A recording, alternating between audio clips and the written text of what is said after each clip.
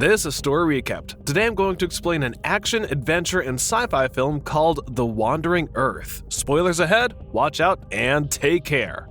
Liu Peiqiang teaches his son Liu Qi about the solar system. Before leaving for a mission, he tells his son that he'll soon be able to see Jupiter without needing a telescope. Before he leaves, Peiqiang trusts his son to his father-in-law, Han Jiang.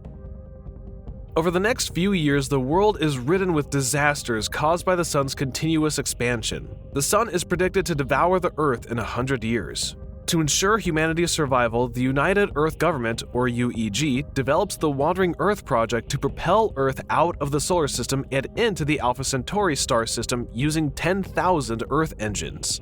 The UEG also launched the navigation platform International Space Station, which hosts astronauts to ensure Earth's safe trajectory to Alpha Centauri. Among these astronauts is Peiqiang. After tsunamis destroy cities, the survivors are forced into underground communities. 17 years later, Qi packs his bags and leaves a note for his grandfather. Meanwhile, his foster sister Han Duoduo shows reluctance in class and stresses that she simply wants to go outside. Suddenly, Qi disables the environment monitors, alarming the whole school. He then pulls Duoduo out of class and takes her to a bar where they meet Yi. Qi trades a few supplies to gain fake IDs and thermal suits. Yi demands them to return the suits the next day, but Qi doesn't intend to return. Yi overhears this and demands a larger payment. When the gang threatens Qi to return the suits, he uses a gun to create a bubble that traps the gang before exploding. Qi and Duoduo escape and head to the exit points. Soon they are scanned, given equipment, and board the elevator to the surface. Finally, they reach the surface of Beijing, which is covered in ice and snow. The siblings step outside for the first time in years, gazing at the Earth engines above them. Using their grandfather's pass, they steal a transport vehicle and drive out of Beijing. Qi explains how people are still mining the mountains to fuel the Earth engines. The Earth engine in Beijing is a propulsion engine which merely pushes the planet. The larger torque engines are on the equator. The Earth is heading out of the solar system and nearing the navigation platform International Space Station. In the space station, fellow astronaut Maxim Makarov offers Peiqiang moonshine to celebrate his retirement, but Peiqiang refuses. Maxim then hides the moonshine in Peiqiang's spacesuit to ensure that he'll drink it. As the space station approaches Jupiter's orbit, Peiqiang grows concerned. Maxim assures him that things are going according to plan. Later, Peiqiang receives applause from his crew as he ends his service. He looks over the window, seeing Earth closing in. Due to a spike in Earth's gravity, Earth is being pulled off course and is in danger of collision. Disaster protocols are therefore activated. Meanwhile, Qi plans to take the transport truck to a nearby supply depot. Before getting far, however, they're caught and arrested. While in jail, they meet Tim, who's eager to make friends with all of his jailmates. Soon, Jiang arrives to collect his grandchildren. He attempts to bribe the warden to bail out his grandchildren, but this gets him arrested as well. In their cell, Jiang berates his grandchildren. Qi punches the wall in anger and causes the wall to crack. Soon, an earthquake decimates the underground city. The warden tries to free them before evacuating, but the cell bars fall onto him instead. At the space station, they learn that thousands of Earth engines are failing. Without enough engines, the planet will collide with Jupiter in 37 hours.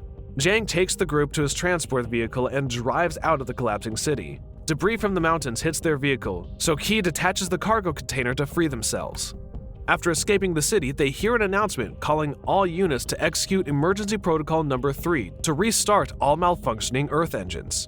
The space station is put under low consumption mode to save resources for rescue operations, putting all staff under hibernation. Peiqiang contacts Jiang, who assures him that they all escaped the earthquake. Peiqiang sends Jiang directions to the nearest refuge center. On Earth, the transport truck is blocked by a rescue team composed of Captain Wang Lei, Zhuo Qian, Liu Zi, Lao, and Gang Zi. They demand to use their transporter to deliver a lighter core to restart the Hangzhou Earth engine. The team reaches Shanghai and passes through the crevasse. In the space station, Maxim assures Peiqiang that his son will be safe before they enter hibernation. Still, Peiqiang checks where Jiang's transport vehicle is. Upon hearing that they've been diverted to Hangzhou, he connects to a vehicle to speak to the captain. Peiqiang instructs Lei to first resettle his family to the nearest city, but Lei argues that their mission is more urgent. When Lei urges that they need Jiang to drive his vehicle, Qi volunteers to take his place to ensure his grandfather's safety. Peiqiang stresses that Qi is still young, but this angers his son, claiming that he has no right to decide for him. Key reveals that he blames his father for his mother's death. Before going to the space station, Peking decided to end his wife's treatment given that she's terminally ill. Doing so put his son legally under Zhang's custody, ensuring their survival underground. Suddenly, the rescue team flying overhead detects a drop in atmospheric pressure. Due to another spike in Jupiter's gravity, the communication line is disconnected. The ground shakes, causing debris to collapse above the vehicle. Zhang desperately navigates across the path, evading debris. However, they are soon trapped. Peking worries for his family, demanding to speak to the UEG. However, the space station AI Moss activates the hibernation gas to sedate him. Lei's team pulls the lighter core out just before the debris crushes the cargo container. Zhang criticizes Lei for prioritizing the core despite the danger they're in, but the captain argues that it's the last one that's meant for the Earth engine in Hangzhou. Lei finds a building that's still intact, so he directs the team to evacuate there. The team enters the building and uses a lift to carry everyone and the lighter core up the elevator shaft. Once most of them are on the upper floors, the building shakes. With only Qi, Zhang, Gengzi, and the core left in the elevator shaft, the team plots a way to exit the building and onto solid ground. They fire bullets into a window, but the vibrations cause their lift to loosen. Qi makes it to the top of the floor and struggles to pull his grandfather up. Finally, the lift detaches, and the team desperately tries to pull up the rope.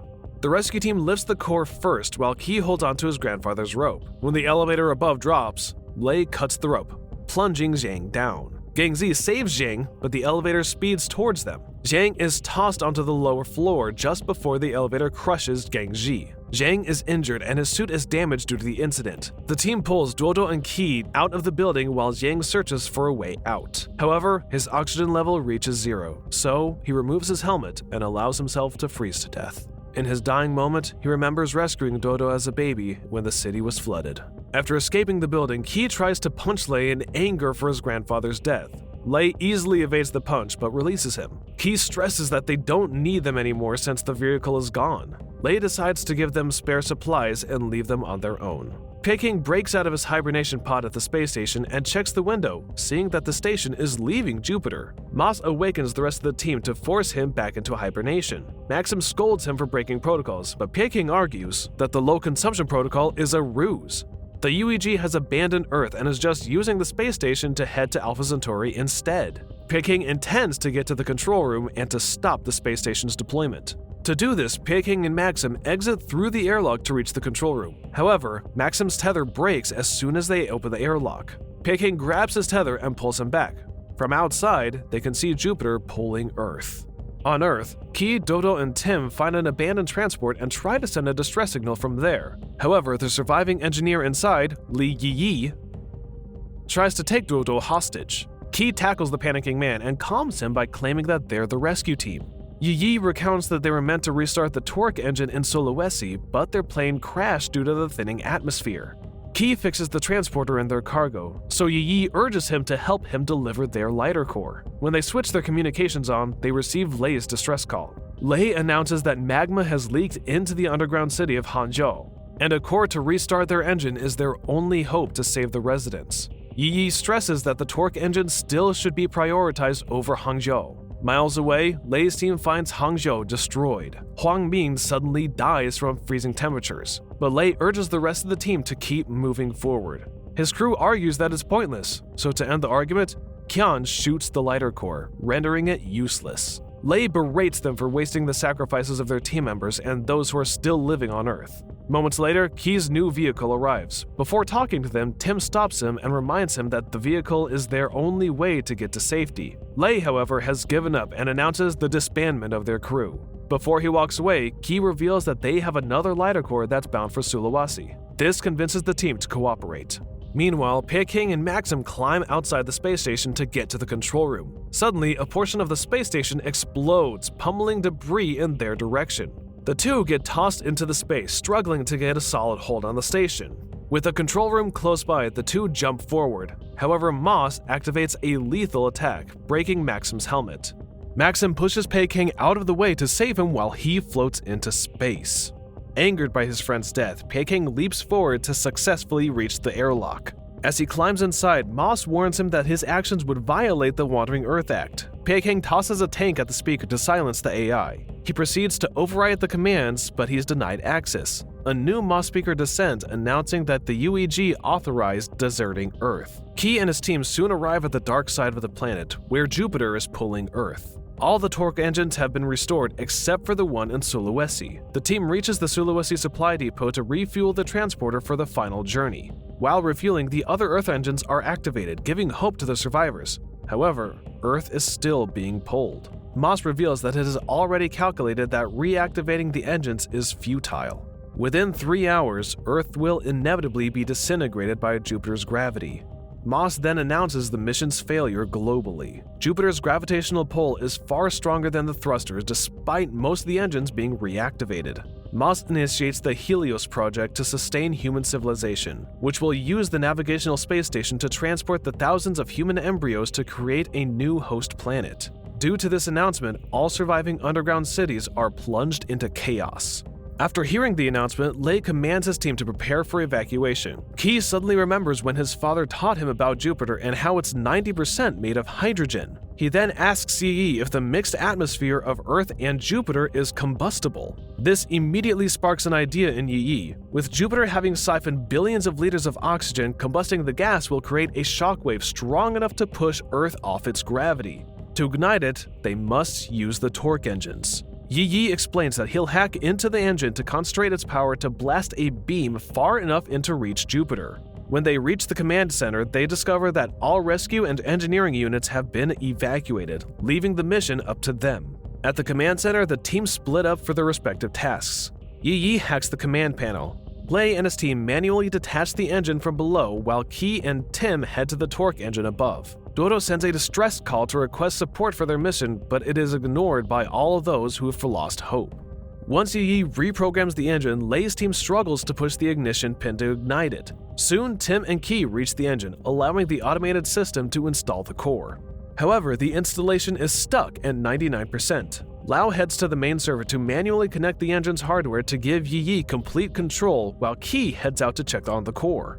Earthquakes cause the command center to slowly collapse, dropping debris on everyone. Kian protects Dodo and Yi, but is wounded in the process. Lau suffers head trauma as well. Meanwhile, Key finds the core stuck inside, so he kicks it to unjam it, putting himself in danger of getting crushed. Dodo finds Zhang's ID and uses it to open communications to the space station. She contacts Peking, begging him for reinforcements to help with their mission. However, Moss intervenes and announces that the group of scientists has already come up with their plan, but the success rate was at 0%. Still, Peking contacts the UEG and requests them to send reinforcement to Sulawesi.